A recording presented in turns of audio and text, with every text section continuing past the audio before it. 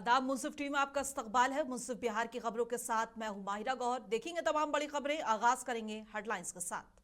सुर्खियों को पेश करने में ताउन किया है डॉक्टर ऑर्थो ऑयल के साथ साथ डॉक्टर ऑर्थो कैप्सूल्स साथ लेना ना भूलें।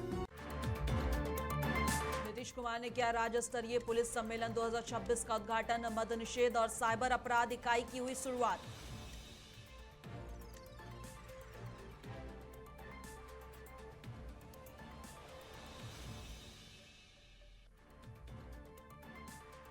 बिहार कैबिनेट की अहम बैठक। 41 प्रस्तावों पर लगी मुहर। राज्य के विकास को मिलेगी नई रफ्तार।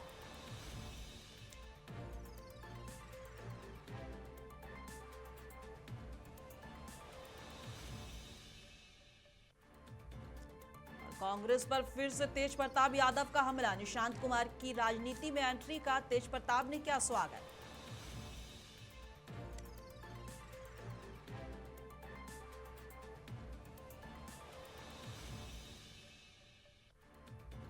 प्रियंका गांधी के जन्मदिन पर कांग्रेसियों ने दिया सेवा का संदेश। पटना में कांग्रेस कार्यकर्ताओं ने किया रक्तदान।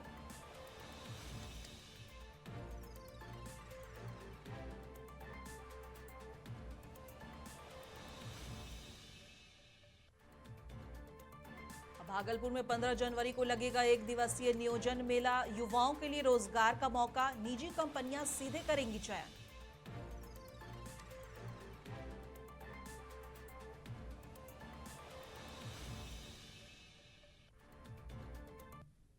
और आगाज करेंगे बिहार की बड़ी और अहम खबरों के साथ। सबसे पहले खबर नीतीश कुमार की। बता दें कि मुख्यमंत्री नीतीश कुमार ने कल देर शाम पटना स्थित सरदार पटेल भवन में राज्य स्तरीय पुलिस सम्मेलन 2026 का उद्घाटन किया। इस मौके पर उन्होंने मद निषेध और राज्य स्वापक नियंत्रण ब्यूरो और अलग साइबर अपराध और सुरक्षा इकाई की भी शुरुआत की है। मुख्यमंत्री नीतीश कुमार ने कहा है कि समाज में कानून व्यवस्था बनाए रखने में पुलिस की भूमिका बहुत अहम है। उन्होंने कहा है कि बिहार में कानून का राज है और इसे बनाए रखना सभी की जिम्मेदारी है। सम्मेलन के दौरान मुख्यमंत्री ने सभी पुलिस अधिकारियों से ईमानदारी के साथ काम करने और पूरी मुस्तैदी और सख्ती के साथ अपराध पर नियंत्रण करने के निर्देश दिए हैं। यह सम्मेलन राज्य में कानून व्यवस्था और मजबूत करने की दिशा में एक महत्वपूर्ण कदम माना जा रहा है। इस दौरान सीएम के साथ उप मुख्यमंत्री सम्राट चौधरी भी मौजूद रहे।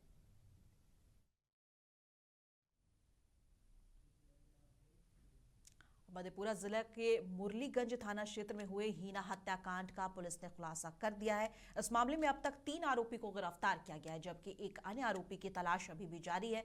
दरअसल 6 जनवरी 2026 को एक भूसा घर से एक महिला यानी कि हीना का शव बरामद हुआ था। मृतक की पहचान हीना परवीन के रूप में हुई थी। पोस्टमार्टम रिपोर्ट में हत्या की पुष्टि हुई थी। मृतक के पिता के आवेदन पर मामला दर्ज किया गया था, जिसके बाद पुलिस अधीक्षक के निर्देश पर एसआईटी टीम का गठन किया गया। तकनीकी जांच और मोबाइल लोकेशन के आधार पर मुख्य आरोपी चंदन कुमार और कुंदन कुमार को आखिरकार गिरफ्तार कर लिया गया है। बता दें मोहम्मद कयूमुद्दीन उर्फ कयूम को भी हिरासत में लिया गया है। पुलिस ने हत्या में इस्तेमाल चाकू और 2 मोबाइल फोन बरामद किए और एक अन्य आरोपी भी भूमिका भी बताई जा रही है, जिसके लिए अभी जांच जारी है। पुलिस का कहना है कि जल्द पूरे मामले का खुलासा कर लिया जाएगा। मृत्यु के बाद घटनास्थल से मृतक का पोस्टमार्टम कराने के बाद बॉडी को परिजन को सुपुर्द कर दिया गया था और एफएसएल की टीम भी घटनास्थल पे आई थी। पोस्टमार्टम के बाद कुछ साक्ष्य कपड़े और घटनास्थल से जो बरामद हुई थी चाकू, उसको एफएसएल टीम वाला जांच के लिए ले गया है। तकनीकी साक्ष्य के आधार पर पहले तो दो नामजद अभियुक्तों की गिरफ्तारी की गई और अग्रतर अनुसंधान में जो कुछ साक्ष्य मिला है उसमें एक और प्राथमिकी अभियुक्त है मोहम्मद कयूम की भी गिरफ्तारी हुई है। गिरफ्तारी के बाद कुछ महत्वपूर्ण साक्ष्य मिले हैं। कुछ अन्य अभियुक्त की भी संलिप्तता इसमें प्रकाश में आई है। पुलिस टीम जो है एसआईटी लगातार छापामारी कर रही है और जल्द ही अन्य की गिरफ्तारी इसमें हो जाएगी। और ये है एसआईटी का अच्छा काम हुआ है और साक्ष्य भी अच्छा संग्रह किया गया है, तो जल्दी चार्जशीट करके स्पीडी ट्रायल भी कराया जाएगा। दुष्कर्म की भी मामला सामने आ रहा है। क्या सामूहिक बलात्कार का भी मामला है? ये तो पोस्टमार्टम में कुछ प्रदर्श को जब्त किया गया, जिसे एफएसएल भेजा गया। एफएसएल का रिपोर्ट आने के बाद ही इसमें स्पष्ट हो पाया। हत्या का कारण क्या है? हत्या का कारण अभी आपसी जो वहाँ पर जो है लोकल इश्यूज कुछ था और महिला की वीटो थी, बहुत लोग उसके आना जाना करते थे, उसी में लोग आपसी राइवलरी में महिला के साथ घटना किया। अब मुख्यमंत्री नीतीश कुमार की अध्यक्षता में हुई बिहार मंत्रिपरिषद की अहम बैठक में राज्य हित से जुड़े लगभग 41 प्रस्तावों को मंजूरी दे दी गई है। इस फैसलों से बिहार के विकास को नई रफ्तार मिलने की उम्मीद है। कैबिनेट बैठक में ऊर्जा, कृषि, जल संसाधन, डेयरी, मत्स्य और पशु संसाधन मंत्रिमंडल, सचिवालय और मद्य निषेध विभाग से जुड़े अहम प्रस्तावों को स्वीकृति दे दी गई है। सरकार ने बिजली व्यवस्था को मजबूत करने, किसानों के लिए योजनाओं का विस्तार करने, सिंचाई और जल प्रबंधन सुधारने, पशुपालन और मत्स्य पालन को बढ़ावा देने जैसे फैसले लिए हैं। साथ ही मद्य निषेध कानून और सख्ती से लागू करने की भी जोर दिया गया है। सरकार का कहना है कि इन निर्णयों से गांव और शहर दोनों क्षेत्रों को लाभ मिलेगा। सभी योजनाओं का विस्तृत ब्यौरा जल्द जारी कर दिया जाएगा। कृषि विभाग के अधीन 200 पूर्व से सृजित 293 पदों का प्रत्यर्पण करते हुए 293 अतिरिक्त पदों का सृजन किया गया और कुल 694 पदों के पुनर्गठन की स्वीकृति दी गई। जल संसाधन विभाग अंतर्गत एक बहुत ही महत्वपूर्ण निर्णय हुआ है। 10 जुलाई 2025 को रांची में संपन्न पूर्वी क्षेत्रीय परिषद की बैठक में लिए गए निर्णय के आलोक में बाण सागर समझौते के अंतर्गत अविभाजित बिहार के हिस्से के 7.75 मिलियन एकड़ फीट जल से 5.75 मिलियन एकड़ फीट जल बिहार को एवं शेष 2 मिलियन एकड़ फीट जल झारखंड को आवंटित किए जाने एवं तदनुसार केंद्रीय जल आयोग भारत सरकार द्वारा निर्गत इकरारनामा प्रारूप की स्वीकृति आज दी गई। लालू यादव के बड़े बेटे और जनशक्ति जनता दल के नेता तेज प्रताप यादव ने एक बार फिर कांग्रेस पर हमला बोला है। कांग्रेस के दही चूड़ा भोज में कुछ विधायक मौजूद नहीं थे, जिससे के बाद तेज प्रताप यादव ने इसे कांग्रेस का पतन की शुरुआत बता दी है। इसके साथ ही नीतीश कुमार की यात्रा को लेकर तेज प्रताप यादव ने उन्हें शुभकामनाएं दी हैं। वहीं खरमास के बाद निशांत कुमार की राजनीति में एंट्री को लेकर भी तेज प्रताप यादव ने स्वागत किया है। सुनिए क्या कुछ कह रहे हैं। बिहार में देखिए कांग्रेस का वजूद है, अब धीरे धीरे खत्म हो चुका है। इसीलिए जो वहाँ का कांग्रेस के जो विधायक सब इसीलिए नहीं पहुंचा वहाँ। हो सकता है ना खुश होंगे, उन लोग में आपसी असमंजस खींचतान चल रहा होगा, इसीलिए बिहार में कांग्रेस डेड हो चुका है। ठीक है, यात्रा कर रहे हैं, उनको शुभकामना है, अपना यात्रा करें और क्या। अगले दिन अब क्या फायदा मिलेगा नहीं फायदा मिलेगा तो यात्रा भी शुरू होने दीजिए, उसके बाद ना बताए। नहीं तो केंद्र सरकार का मामला, इसमें हम केंद्र सरकार से मांग करते हैं कि इस तरीके का माहौल नहीं होना चाहिए। हम तो बांग्लादेश जा नहीं सकते हैं। निशान जी युवा हैं, नौजवान हैं, आगे बढ़ रहे हैं, तो यूथ है, नौजवान है, शुभकामनाएं उनको। राजनीति में आना चाहिए, एकदम आना चाहिए राजनीति में उनको। अब बिहार में मकर संक्रांति भोज की शुरुआत हो चुकी है। इस दौरान बिहार में खिचड़ी के साथ राजनीति भी खूब पकती है। इसी क्रम में आज डिप्टी सीएम विजय सिन्हा के घर में दही चूड़ा भोज का आयोजन किया गया, जिसमें एनडीए के कई बड़े नेता पहुंचे। जेडीयू के राज्यसभा सांसद संजय झा ने नीतीश कुमार की यात्रा पर कहा है कि सीएम नीतीश कुमार का यात्रा पर निकलने का मकसद होता है धरातल पर जाकर राज्यवासियों की परेशानियों को समझना और उस हिसाब से बिहार के लिए योजना बनाना। संजय झा ने कहा है कि सीएम के समृद्ध यात्रा का मकसद बिहार को टॉप 10 राज्यों में लाना है। खास करके इन्वेस्टमेंट इंडस्ट्री को लेकर कहा है, वो सब सारा चीज और केंद्र का जो सहयोग है प्रधानमंत्री आदरणीय नरेंद्र मोदी जी का, अगले 5 साल बिहार के लिए बहुत ही शुभ और स्वर्णिम काल है। और कांग्रेस की राष्ट्रीय महासचिव और वायनाड से सांसद प्रियंका गांधी का जन्मदिन पटना में खास तरीके से मनाया गया। इस मौके पर कांग्रेस कार्यकर्ताओं ने रक्तदान कर उन्हें शुभकामनाएं दी और पटना के आदित्य कम्युनिटी सेंटर में कांग्रेस कार्यकर्ता और प्रियंका गांधी के समर्थकों ने केक काटा और एक दूसरे को मिठाई खिलाई।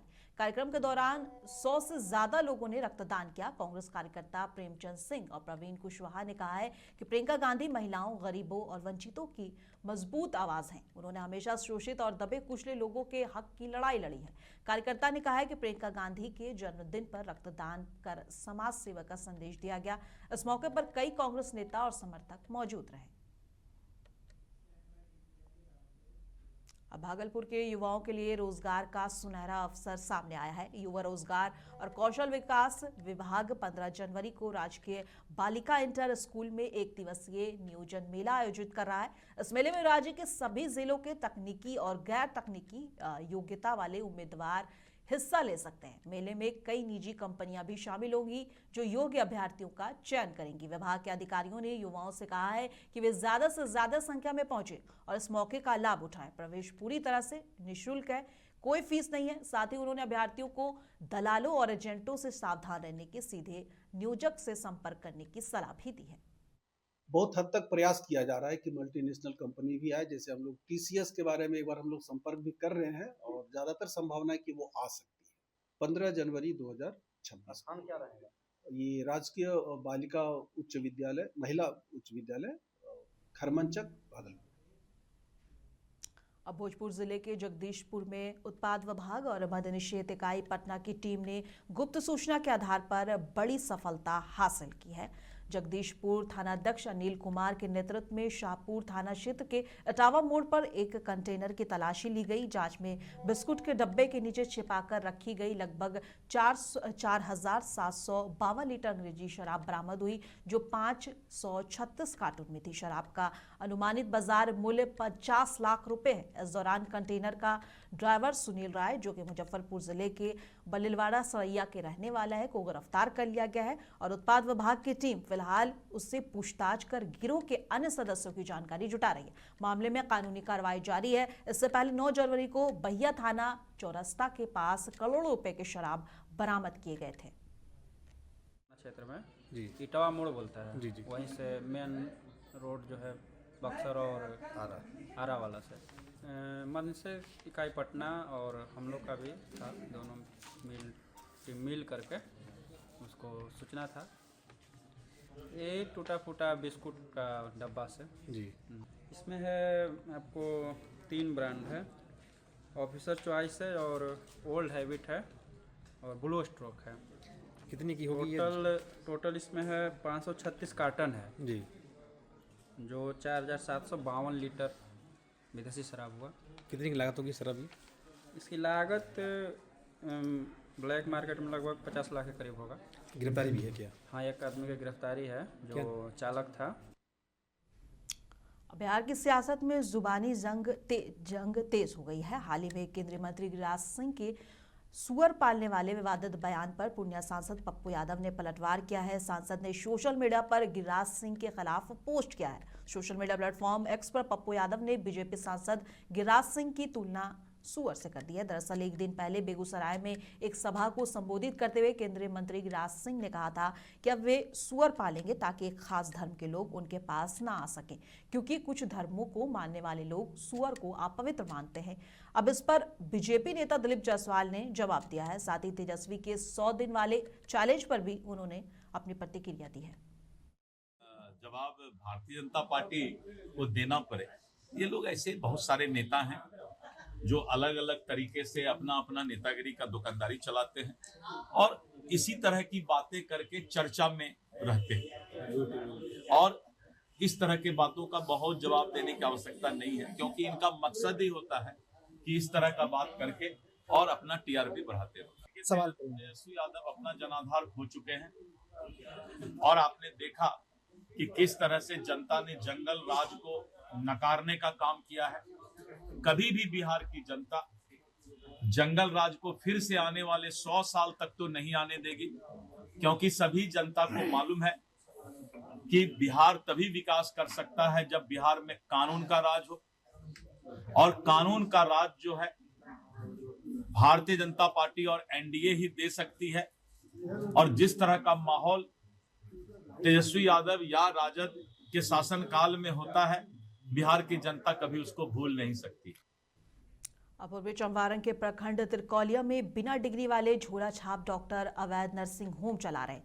इन नर्सिंग होम में गरीब और भोले भाले मरीजों से मोटी रकम वसूली जाती है। सामुदायिक स्वास्थ्य केंद्र प्रभारी डॉक्टर अर्जुन कुमार ने के अनुसार बीते 2 सालों में 18 से ज्यादा अवैध नर्सिंग होम सील कर दिए जा चुके हैं, लेकिन अब भी कई अवैध नर्सिंग होम चालू हैं। कई जगह फर्जी बोर्ड लगाकर इलाज किया जाता है। ताजा मामला गांधी घाट स्थित न्यू हेल्थ केयर का है। यहां एक बच्चे के इलाज में लापरवाही के कारण समय पर इलाज नहीं हो पाया और बच्चे की मौत हो गई। डॉक्टर अर्जुन कुमार ने बताया कि सूचना मिलने पर जांच कर कानूनी कार्रवाई की जाएगी। 5 दिन रखा था हॉस्पिटल में, बोल रहा था बोलो ठीक हो जाएगा जी। और उसके बाद में नहीं ठीक हुआ तो बोल दिया लेकर जाने के लिए मुजफ्फरपुर ले गया तो उधर से डॉक्टर बोल रहा है लेकर जाओ पटना जी। पटना से लेकर आए, बस रास्ते में हमारा बच्चा गिर गया। यहाँ लगा था 17,500 2 जगह इलाज कराया था। फर्स्ट में लिया था वो डॉक्टर लिया था जो आईसीयू में भर्ती किया था ना, वो 4,000 लिया था वो जी। दवाई के अलग रुपया लगा था 3,000 रुपया। और अवैध नर्सिंग रूम के बारे में जो चल रही है, इसमें पूर्व में कार्रवाई हुई है और आगे भी हम कार्रवाई करेंगे। इसमें हमें सूचना मिलती है कि कहीं पे कुछ अवैध घटना हुई है तो त्वरित हम जांच करा के उस पे आगे सर अभी इसकी सूची तो देखना पड़ेगा क्या है। वैध जिनके पास क्लिनिकल एस्टेब्लिशमेंट होगी, ओपीडी करने का होगा, वही लोग होंगे। तो हमको लगता नहीं होता है कि बहुत सारा होगा, लेकिन उसके लिए लिस्ट देखना पड़ेगा कि कौन कौन वैध है।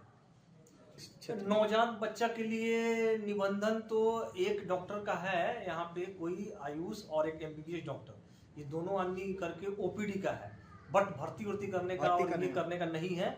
लेकिन अगर उनके यहाँ या फिर कहीं भी अगर इस टाइप का कुछ गलत ढंग से कुछ सूचना मिलती है तो हम लोग त्वरित कार्रवाई करेंगे उस पर। नालंदा जिले में पिछले 24 घंटे में 2 लोगों की हत्या से कानून व्यवस्था पर सवाल उठने खड़े हो गए हैं। ताजा मामला चंडी थाना क्षेत्र का है, जहां 6 साल के बच्चे की हत्या कर शव को कल्याणपुर वाले गांव के खजाना खंदा के पास फेंक दिया गया। बताया जाता है कि बच्चा देर शाम घर से खेलने के लिए निकला था और वापस नहीं आया। घटना के बाद गुस्साए ग्रामीणों ने चंडी मुख्य सड़क मार्ग को जाम कर दिया। प्रारंभिक जांच में पता चला है कि हत्या के पीछे ब्लैकमेलिंग की कहानी है। मृतक के पिता किसी महिला से अवैध संबंध में थे और महिला द्वारा धमकी देने के बाद 3 दिन बाद ही ये दिल दहला देने वाली घटना सामने आई। घटना के कारण एक भैया किसी से बात करते थे तो वो लड़की ब्लैकमेल करने लगी है, वो पैसा की मांग करने लगी थी। फिर बीच में हमसे भी बात हुई थी तो हम मना कर दिए थे उनको कि पैसा तुमको जो भी करना है कर सकते हो, हम पैसा इधर से नहीं भेज सकते हैं। तो उतना में वो लड़की जवाब दी, या तो हम निरंजन को मार देंगे ना तो उसका बेटा को मार देंगे। 2 दिन पहले की बात है, वो लड़की बात की थी। तीसरा दिन में ये घटना हुई थी। आज दिनांक 13/1/26 को चंडी थाना को सूचना प्राप्त हुई कि एक बच्चे का शव मिला है। तो उसी के सत्यापन में शव की पहचान अंकित कुमार उम्र करीब 10 वर्ष, पिता निरंजन यादव, ग्राम दररिया बिघा के रूप में हुई। तो इस रास्ते में परिजनों द्वारा बताया गया कि उनको बच्चे को गला घोंटकर हत्या करने की आशंका है। तो उनके द्वारा आवेदन प्राप्त किया जा रहा है। फिर सूचना दी गई है, डॉग स्क्वाड को भी बुलाया गया है, पोस्टमार्टम के लिए बॉडी को भेजा गया है। इस संबंध में अभी प्राथमिक जांच में महिला के साथ किसी उनके बच्चे के पिताजी का संबंध के रूप में बात सामने आ रही है। उस बिंदु पे हम लोग जांच करते हुए जितने भी संलिप्त अपराधी हैं उनके गिरफ्तारी के लिए टीम भेज रहे हैं, बाकी आगे तक कार्रवाई की जाएगी। अब बिहार के मुख्यमंत्री नीतीश कुमार 16 जनवरी से समृद्ध यात्रा पर निकलने वाले हैं। इसको लेकर राजनीतिक बयानबाजी भी तेज हो गई है। भागलपुर में बीजेपी के प्रदेश अध्यक्ष संजय सरावगी ने कहा कि इससे पहले भी मुख्यमंत्री प्रगति यात्रा पर निकले थे। उस दौरान लगभग 50,000 करोड़ रुपए के प्रस्ताव पास हुए और कई योजनाओं पर काम शुरू हुआ। संजय सरावगी ने कहा है कि समृद्ध यात्रा के दौरान किए गए कार्यों की समीक्षा होगी और जनता को इसका जवाब मिलेगा। बता दें, प्रदेश अध्यक्ष बनने के बाद पहली बार भागलपुर पहुंचे संजय सरावगी अपने दौरे के दूसरे दिन धार्मिक और सामाजिक स्थलों पर नजर आए। सबसे पहले उन्होंने भागलपुर के प्रसिद्ध बाबा बढ़ानाथ मंदिर पहुंचकर विधिवत पूजा अर्चना और जल अभिषेक किया। निश्चित रूप से प्रत्येक साल माननीय मुख्यमंत्री यात्रा पर निकलते हैं। पिछले साल प्रगति यात्रा पर निकले थे। 50,000 करोड़ के आसपास का उन्होंने राशि की घोषणा की। घोषणा ही नहीं की, स्वीकृत हुई, कैबिनेट से पास हुआ, काम हाथ लगा। फिर माननीय मुख्यमंत्री जी समृद्धि यात्रा में निकल रहे हैं। पूरे बिहार घूमेंगे, जहाँ जहाँ कुछ कमी है उसको पूरा करेंगे, काम में हाथ लगा कि नहीं लगा, और पदाधिकारियों के साथ समीक्षा बैठक भी करेंगे। और लहेरी थाना क्षेत्र में 4 जनवरी को हुई सब्जी व्यवसायी से लूट का पुलिस ने खुलासा कर दिया है। इस मामले में एक आरोपी गौतम कुमार उर्फ विक्की पासवान को गिरफ्तार कर लिया गया है।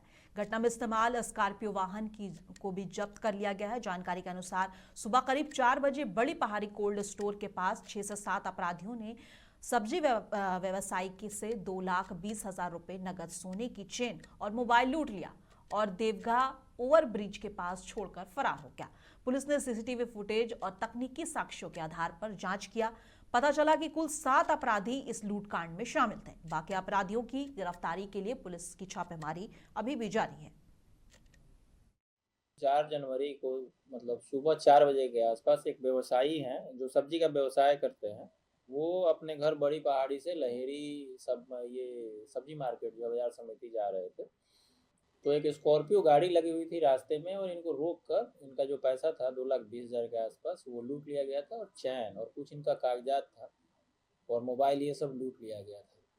जैसे हम लोगों को सूचना मिली, हम लोगों ने उसका अनुसंधान प्रारंभ किया और इसमें हम लोगों ने तकनीकी और सीसीटीवी पे बहुत काम किया और उसके बाद हम लोगों ने गाड़ी का पहचान स्थापित किया और हम लोगों ने अपने अनुसंधान के आधार पर छापामारी कर उस गाड़ी को बरामद किया है और घटना में संलिप्त एक गौतम कुमार विक्की पासवान जो अस्थामा का रहने वाला है, उसको भी हम लोगों ने गिरफ्तार किया है। गिरफ्तारी उपरांत जो है घटना का पूरा उद्भेदन हुआ है और इसमें जो अन्य लोग थे, कुल मिलाकर 7 लोग थे, सभी की पहचान स्थापित हो गई है। उसमें कुछ कुख्यात अपराधकर्मी है, सभी के यहाँ छापामारी की गई है लेकिन वो सभी फरार पाए गए। हम लोग उनको जल्द ही गिरफ्तार कर जेल भेजेंगे। और किशनगंज का ऐतिहासिक राजकीय खगड़ा मेला आज भव्य तरीके से शुरू हुआ। जिला पदाधिकारी विशाल राज और ममता गुजरी मेमोरियल मेडिकल कॉलेज के रजिस्ट्रार डॉक्टर इक्षित भारत ने फीता काटकर और दीप जलाकर मेला का उद्घाटन किया। इस मौके पर मेला कमेटी ने रंगारंग कार्यक्रम आयोजित किया। खगड़ा मेले की नींव सन 1883 में तत्कालीन नवाब सैयद अता हुसैन ने रखी थी। इस समय पड़ोसी देशों से भी व्यापारी यहां आते थे और इस साल भी मेला झूले, सर्कस, चित्रहार और अन्य मनोरंजन साधनों के साथ सजा रहा। जिला पदाधिकारी ने लोगों से मेला देखने आने की अपील की है। रजिस्ट्रार डॉक्टर इक्षित भारत ने कहा है कि ये मेला किशनगंज की आन बान और शान है और इसे 143 वर्षों से चलाया जा रहा है। लोग इस मेले के दौरान काफी खुश नजर आए और भारी मात्रा में लोग इस मेले को देखने पहुंच रहे हैं। आन बान शान है। 143 ईयर से ये जो है चल रहा है। कल मैं इसके कमेटी के मेला कमेटी के साथ ही बैठा था तो मुझे पता चला कि कितना टफ है यहाँ पे मेला एक महीना जो है चलाना। चेन्नई से लेके बेंगलोर से लेके सभी जगह से जो झूला का अरेंजमेंट और सब सामान का अरेंजमेंट यहाँ किया जा रहा है। मैं धन्यवाद देता हूँ सुबीर सरकार जी को, बबलू शाह जी को, जो इतना मेहनत करके किशनगंज के इतिहास को जो है किशनगंज की पहचान को जो है बरकरार रखे हैं। इसके लिए यहाँ की कमेटी को बहुत बहुत बधाई और किशनगंज जिला वासी से भी अनुरोध करूंगा कि सभी लोग आके मेला का लुत्फ उठाएं। धन्यवाद। मेला का उद्घाटन हुआ है, जिला वासियों को यही बात बोलेंगे हम कि जिला वासी आए और मेला में मार्केट करें और दुकानदार को खुश करके जाएं, ताकि दुकानदार जो है दुगना दुकानदार यहाँ है हमारे जिला में है और जिला का नाम रोशन हो। जो है ये किशनगंज का बहुत खास हिस्सा रहा है और खगड़ा मेला कई सालों से इसका ये लगातार और हर साल में इसका आयोजन किया गया है और आज इसका उद्घाटन कार्यक्रम और उसको लगातार और बेहतर कराने का प्रयास भी किया जा रहा है।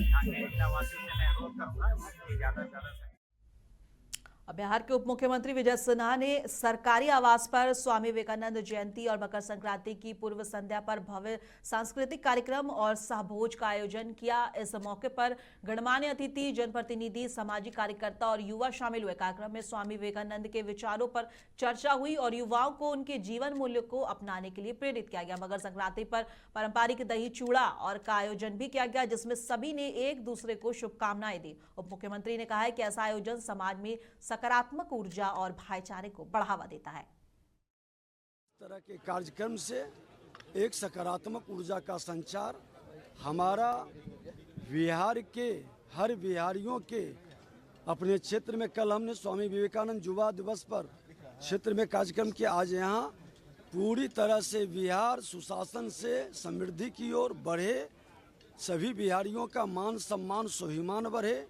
समृद्ध हो मेरा बिहार, यही हमारी कामना शुभकामना। हर बिहारियों के मान सम्मान स्वाभिमान के लिए जो सेवा का अवसर मिला है, इस भाव से हम सबको मिलकर अपने बिहार के गौरव गाथा को आगे बढ़ाएं और मिलकर हम अपने समृद्ध बिहार, विकसित बिहार, आने वाले भावी पीढ़ी को। अब भोजपुर साइबर थाना में ऑनलाइन गेमिंग के नाम पर धोखाधड़ी करने वाले एक बड़े गिरोह का पर्दाफाश हो गया है और इस मामले में 2 आरोपी आयुष श्रीवास्तव और मोहित कुमार पांडे को गिरफ्तार किया गया है। गिरफ्तार आरोपियों के पास से 9 मोबाइल, 2 लैपटॉप और 3 बैंक पासबुक बरामद हुए हैं। जांच में पता चला है कि ये लोग वजीर 13 वेबसाइट पर लोगों से पैसे लगवाकर ऑनलाइन गेम खिलाते और अवैध रूप से पैसा निकालते थे। साइबर थाना ने दोनों आरोपियों के खिलाफ ऑनलाइन गेमिंग अधिनियम, IT एक्ट और भारतीय न्याय संहिता की धाराओं की प्राथमिकी दर्ज कर उन्हें न्यायिक हिरासत में भेज दिया है।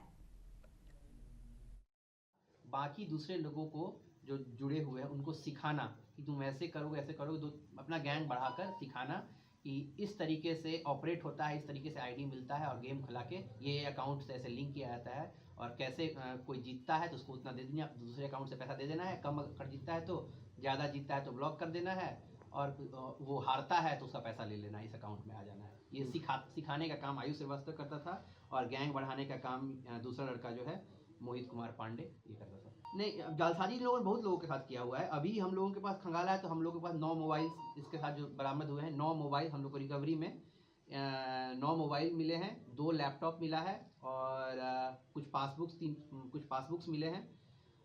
जितने 9 मोबाइल है उसमें जितने अकाउंट से सब में पैसा आ रहा है, अलग अलग लोगों का आ रहा है। तो एक अकाउंट में जैसे 11 लाख आया है तो वो 15,000 20,000 करते कि एक अकाउंट में लगभग 20-25 क्लाइंट से आया है। तो जैसे 9 मोबाइल को हम लोगों ने खंगाला तो लगभग 180-200 क्लाइंट तो ऐसे ही हो गए।